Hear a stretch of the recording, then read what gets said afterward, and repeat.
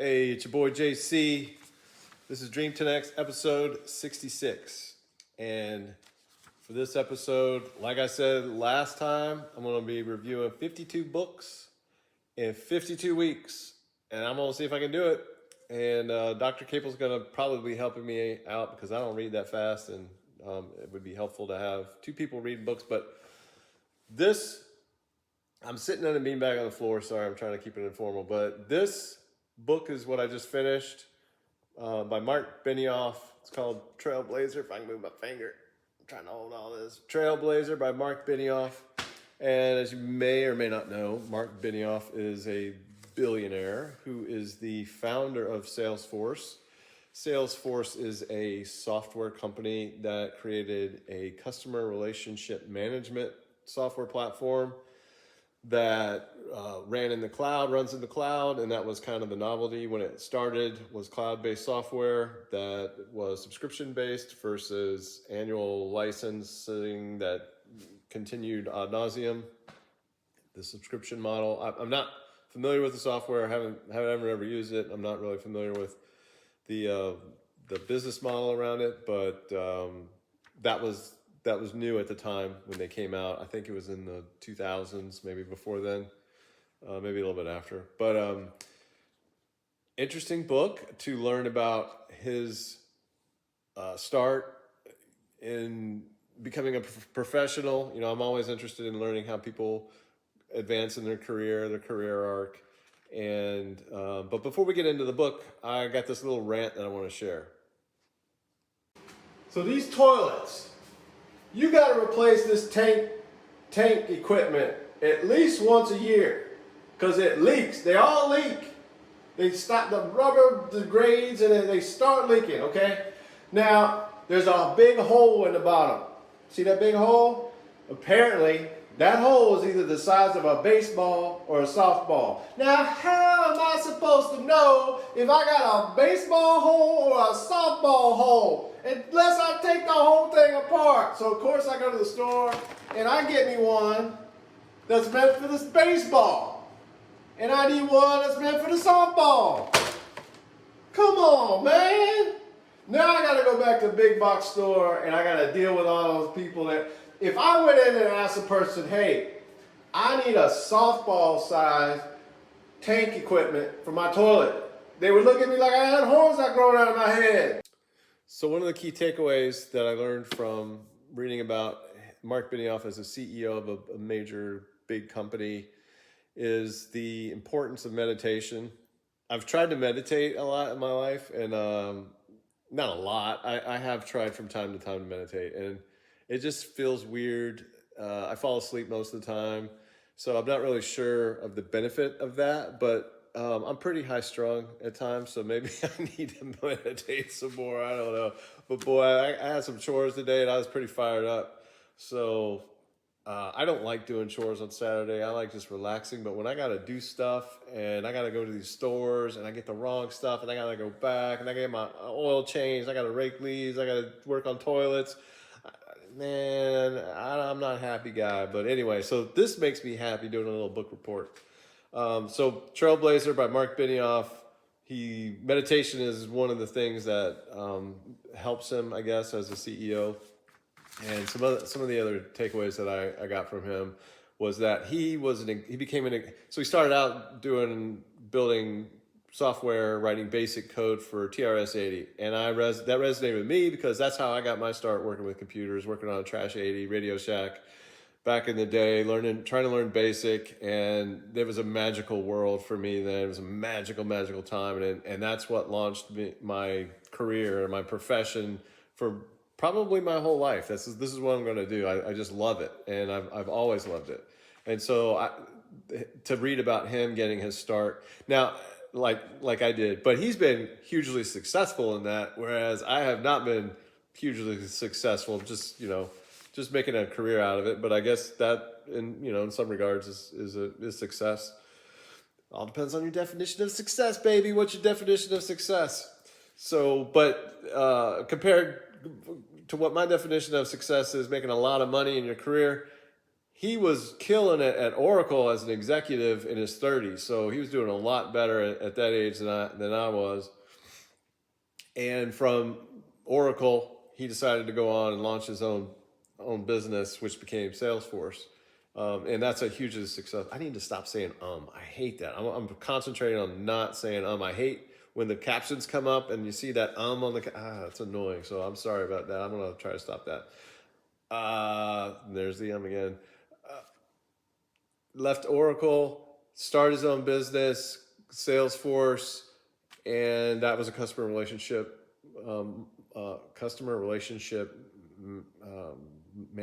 modeling. I don't know what CRM stands for, whatever, some sales thing.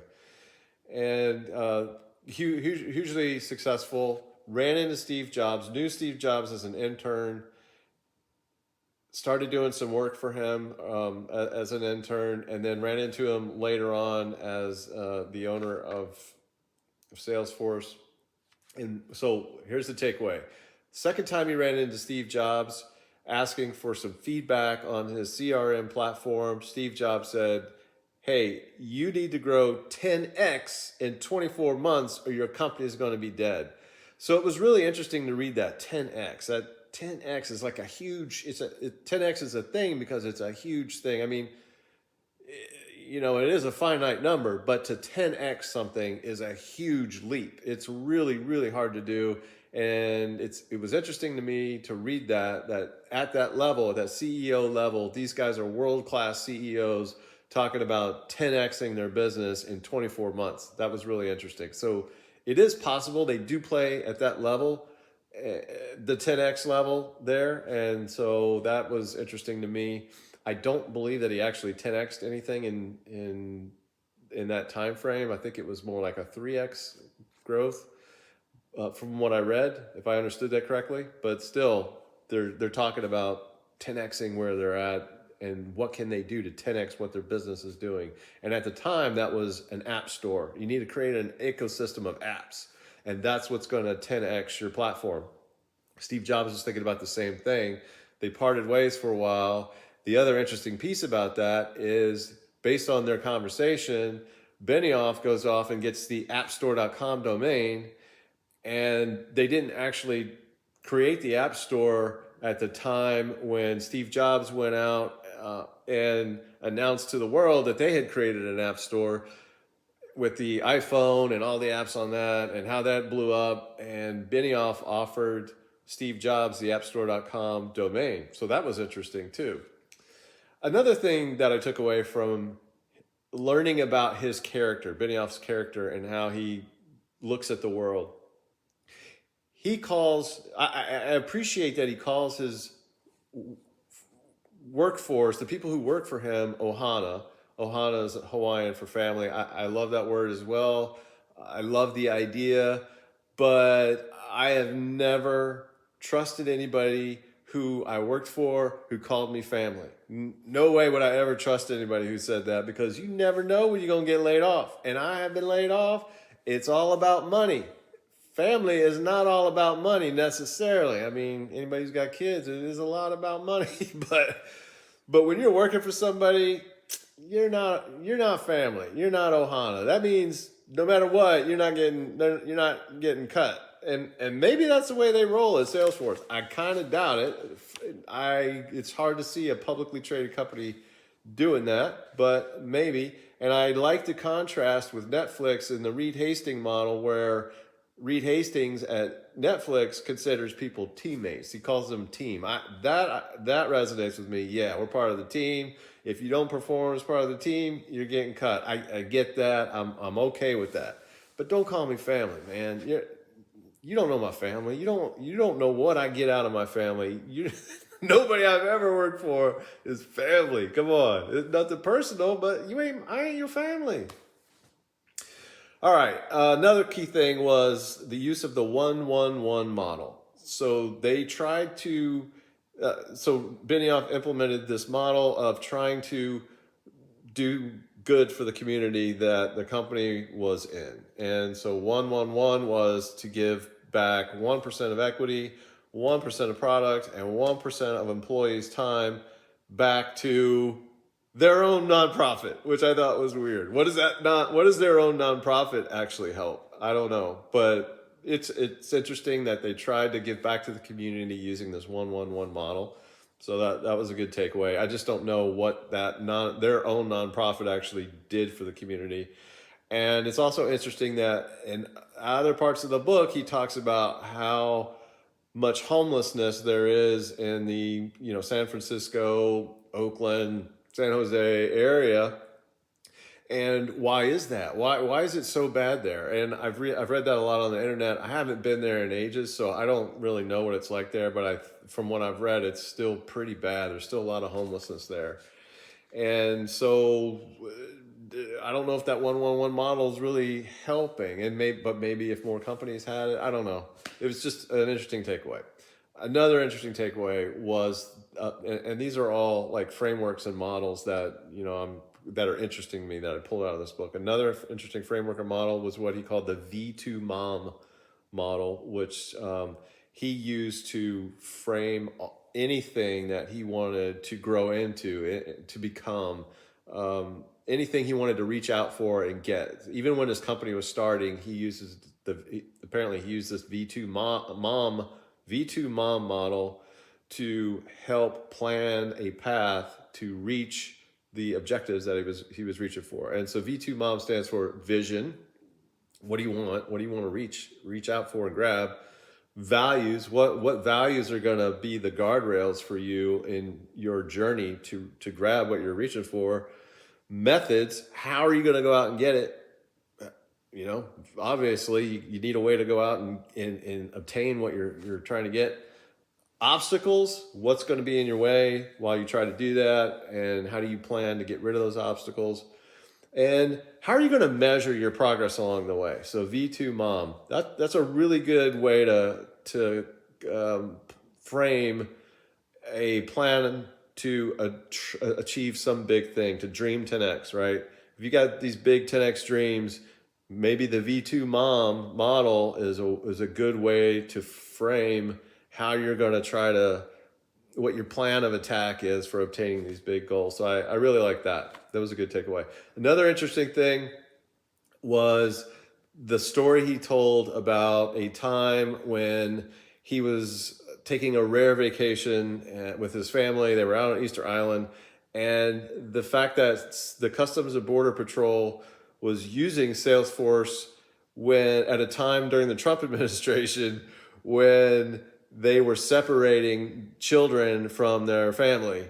And I don't recall what happened there, and I do need to research why that was happening. I do believe that the mentality was these guys are illegal. They're not doing right by their kids because they're breaking the law. We need to separate them out, just like that would happen any other time you break the law and you're with your kids. But I need to research that more and find out what the real rationale behind that separation was. But anyway, that caused a huge rift between him and his employees, because the employees got really upset about that. And so that brought up a lot of issues that might be worthwhile from a business school perspective to think through. How would you handle that if you had like 40,000 employees, the majority of whom were upset about who you were selling your product to? What do you do? Interesting question. I don't know the answer to that, but it's an interesting situation. I would not side on the side of his employees in this situation. I would side on the CBP side. That's just the way I am. But it kind of highlighted how liberal the thinking is out there versus how I perceive the world. But in California, very, very liberal perspective of the World Economic Forum and all that stuff. That's not me. But it was interesting to read about that and to hear that perspective. Finally, I thought it was interesting that his grandfather, Marvin Lewis, was a San Francisco supervisor for like 11 years in the 50s. And he's the one who was responsible for starting the Bay Area Rapid Transit System, or BART. And so that was interesting to learn as well. So those are my big takeaways from this book. And thanks for listening. That was my book report for Mark Benioff's book, Trailblazer. So see you next episode next week.